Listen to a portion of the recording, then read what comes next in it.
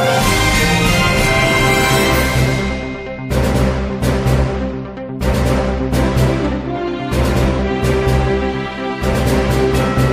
Andre Huey and welcome to SK Newsline Month in Review as we look back on the top stories making the news in the month of February 2017. The month of February was a celebratory one for the Team Unity government as they observed 2 years in office.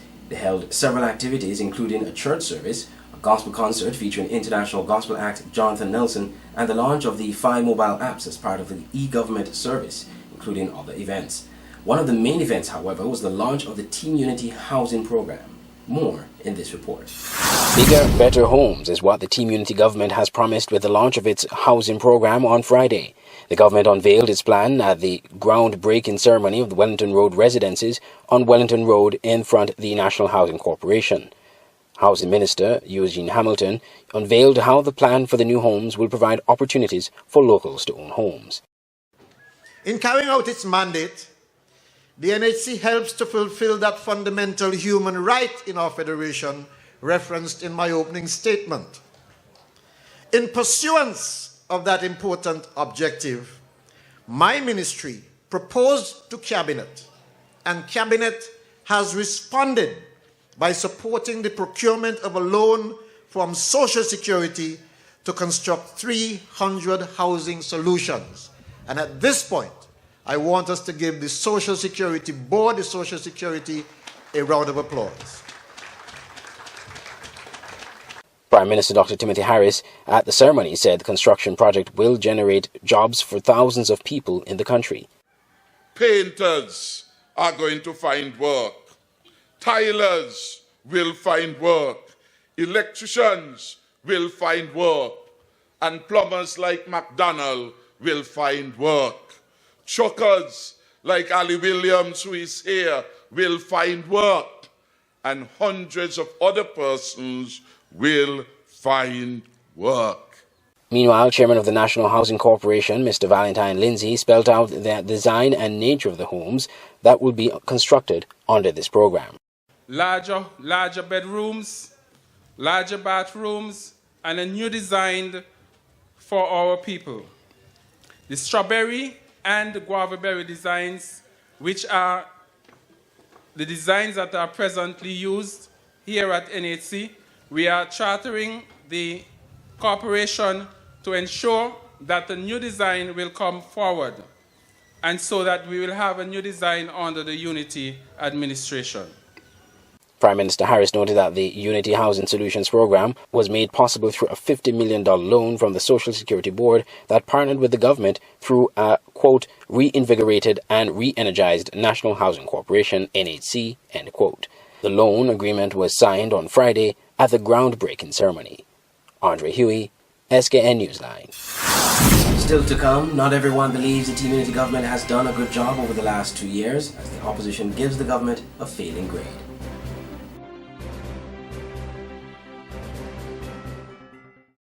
At Nagico, the things that matter to you matter to us. Like knowing you're covered when your house gets flooded, getting your settlements quickly and fairly when a fire hits your home, and making sure your business can keep going even after an accident happens on site. At Nagico, we're about much more than just insurance.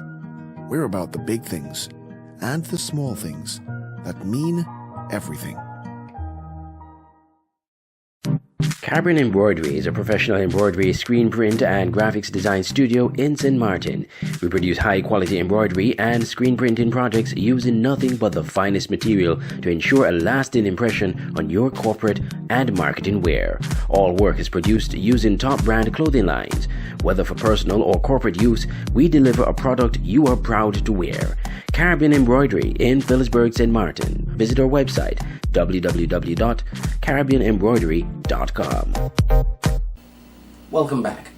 As the Team Unity government celebrates its achievements, the opposition St. Kitts News Labour Party issued a failing grade to the 2-year-old administration. More in this Tahira Tyson report. The opposition St. Kitts and Nevis Labour Party has given this administration a failing grade. Leader of the opposition, Dr. Denzel Douglas, slammed the coalition government's record on alleged corruption, lack of good governance, and verbal attacks on journalists. the people of St. Kitts and Nevis have given a failing grade to the administration. They are convinced that the country is being taken in the wrong direction. They are convinced that the prime ministership of Timothy Harris has been a failure to date. He accused Prime Minister Harris of using his press conferences and parliament to carry out attacks on the media. The role of the press is not only to bring credible and fruitful information to the people and to the public, but to hold governments accountable at all times. I believe that there is, instead of a government delivering on its promise of a free press, instead of delivering on its promise that in the first 100 days they would pass the Freedom of Information Act, instead of the administration doing all of these things that it promised, it has shown utter regard and total disregard and disrespect to the press.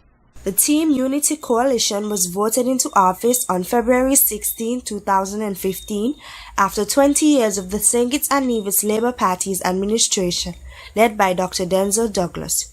Reporting for SKN Newsline, I am Tahira Tyson. The St. Kitts Music Festival Committee announced a second set of artists for the 21st edition of the St. Kitts Music Festival. Tony Frederick Armstrong reports. The newly crowned international soca champion is among the second wave of artists added to the list of performers to appear at the 21st annual St. Kitts Music Festival from Thursday the 22nd to Saturday the 24th of June 2017. The organizing committee of the festival has confirmed that the rising soca sensation known as Voice has been drafted for this year's three-night extravaganza at Warner Park. Aaron Voice and Louis won the 2017 International Soca competition on Friday the 24th of February during the annual Carnival celebrations in Trinidad. Performing in front of tens of thousands, Voice rolled over a core of experienced and budding soca giants with his popular hit, Far From Finished. This is his second victory in 2 years, having also captured the crown in 2016 with a well-known single titled Cheers to Life. Also enlisted to pack his bags for St. Kitts in June is Lyrical with his powerful tune Cloud 9, along with Ricardo Drew, who has had a string of outstanding hits including Vagabond, and Teddyson John. John's super hit Ale has been a crowd pleaser in fetes across the Caribbean and North America. Ricardo Drew is also the holder of the Antigua Soca Monarch title. In addition to this lineup, international reggae band Third World from Jamaica will also be on the festival this year. Third World produced international hits like Always Around, 1865, 96 Degrees in the Shade, and Sense of Purpose. The band this year engaged in its 40th anniversary tour. A rising superstar, Felicia Ross, who has had successful collaborations with big names like Neo on a song titled Sunshine and with Jack Cure on the chart-busting Call on Me, is a new addition that will thrill concert goers. Her most successful single to date is Consa. Ross is a pop and R&B vocalist who made her entry on the music scene in 2009. While in St. Kitts, she'll be teaming up with the Alliance Française to host a musical workshop focusing on French influences. Also making his first appearance at what has become the leading music festival in the Caribbean is reggae artist Ed Robinson. Robinson has worked with Maxi Priest, Buju Banton, Snoop Dogg, Luciano, and others, and is best known for highly acclaimed tracks like Knocking on Heaven's Door and his remake of Dennis Brown's If I Follow My Mind. The first wave of artists was released during a media and corporate launch of the festival on Monday, the 30th of January. The names revealed then were Mavado, Jacure, Goo Goo Dolls, and Shabba Ranks. The final roster with all remaining performers to be announced is expected to be released in coming weeks. Reporting for SKN Newsline, I'm Tony Frederick Armstrong.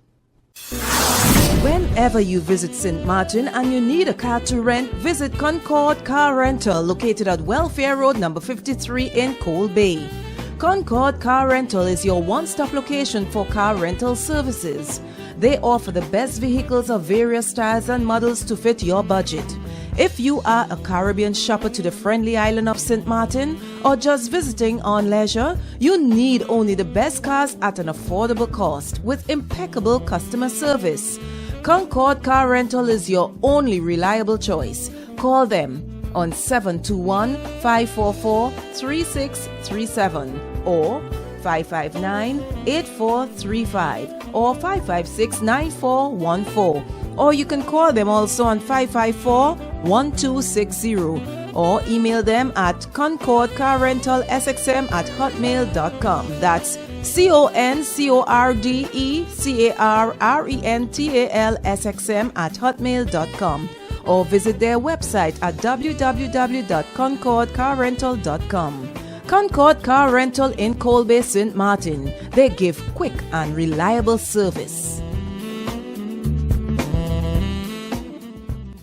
If everyday low prices and quality products matter to you, then come to Consules on Bush Road, number 72, St. Martin. At Consules, you can buy the highest quality food and household products, frozen foods, dairy products, snacks, laundry and cleaning products, housewares, and just about every other thing under the sun. Our customer service is just simply the best.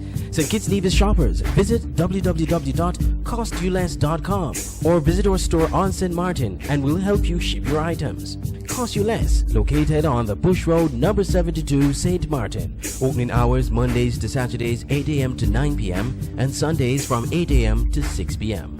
Telephone 1-721-542-9860 or email culecom030@northwest.ca. Cost you less, your best value warehouse store.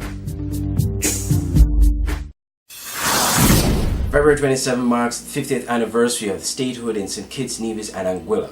One of the activities commemorating the occasion is a statehood exhibit which opened on February 27th at the National Museum. SK Newsline spoke to Director of Visitor Experience at the museum, Tony Frederick Armstrong, about this exhibition. St. Christopher National Trust and the National Trust Archives opened an exhibition this week marking the milestone of the 50th anniversary of statehood. The exhibition is being held at the National Museum inside the old Treasury building. SK Newsline spoke to Tony Frederick Armstrong, Director of Visitor Experience at the National Museum, about the exhibit. It tells the story of the milestone, what led up to this time in our history, going back to adult suffrage, universal adult suffrage, and so on, right through to statehood, in photograph and in artifact, and even in sound. We have audio of Mr. Bratcher's speeches. We have AV visuals of newspaper headlines of the times in the lead up to it, before and after. She explained the importance of this exhibition as it relates to especially young people who are unaware of the history of statehood. There have been so many young people, and not so young people, who openly say, I don't even know what statehood is. They'll tell you, we didn't really learn about it in school. Perhaps a passing reference if they're lucky. The younger ones, they don't know what it is. They don't know what happened. And they don't know what a significant milestone it was in shaping who we are today. For better or worse, statehood really had its role to play in the 21st century Kittitian and division, and even our relationship today with Anguilla. The exhibition has been mounted as part of History and Heritage Month, which is being hosted under the same theme, Statehood, a Milestone to Freedom. On February 27, 1967, St. Kitts, Nevis and Anguilla achieved self-governance as an associated state, becoming the first of the remaining non-independent British colonies to do so. It marked a major step in the journey to full independence.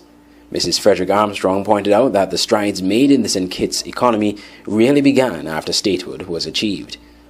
And from statehood, we saw a speeding up of some things that were already in the works, and development of others.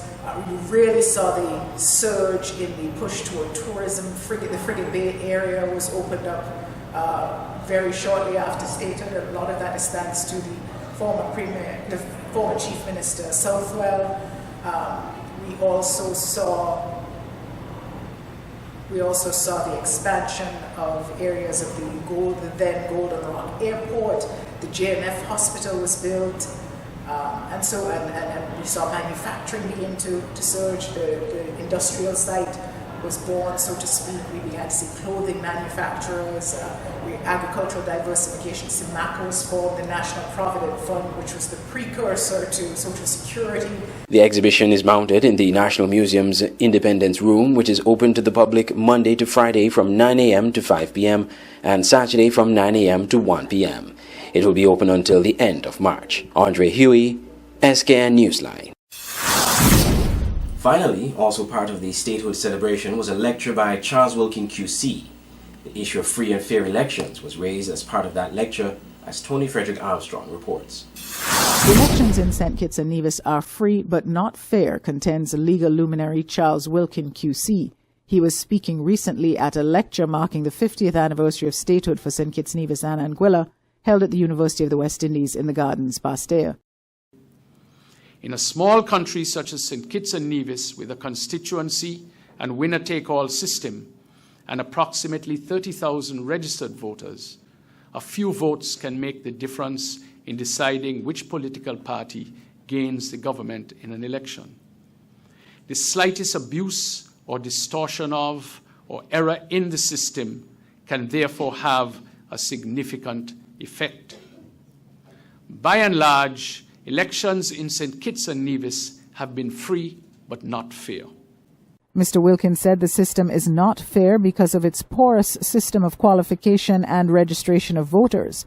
He pointed to the need for electoral reforms and listed several recommendations to bring about these reforms. The overseas vote is unfair in a constituency system and in a small country like this, and it should be discontinued.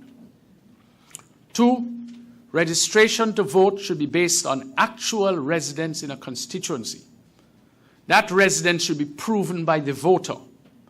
A person opposing the registration should not have to disprove a claim to residence. Documentary proof of residence is available in many official and business records and should be required in the process. 3, disputes over residence should be determined by the courts, not by a registration officer. 4, the Electoral Office should take an active role in verifying residence on an annual basis. St. Kitts and Nevis are small islands and lend themselves easily to this. They do it in Trinidad and Tobago. Meanwhile, the QC called for the appointment of the Supervisor of Elections to be debated and approved by Parliament and not merely the government. The Supervisor of Elections should report only to the Electoral Commission. He should be appointed only after a debate in the National Assembly as to his qualifications. 8, the staff of the Electoral Office should be appointed by the Electoral Commission after the publication of the names of applicants and a process for objections to political activists. 9, the Electoral Commission should be expanded. It should have an office and staff, including its own legal advisor, and an adequate budget to enable it to perform its critical functions effectively. Mr. Wilkin addressed several aspects of reforms that he believes are necessary for the progress of St. Kitts and Nevis as a nation, which are rights guaranteed by statehood. We will have subsequent reports from Mr. Wilkins' lecture in future broadcasts. Reporting for SKN Newsline, I'm Tony Frederick Armstrong. This has been SKN Newsline Month in Review. I'm Andre Huey. Remember to visit our website www.sknnewsline.com for more news from the Federation. Why read the news when you can watch it? SKN Newsline, your world, your news. Thanks for watching and have a pleasant day.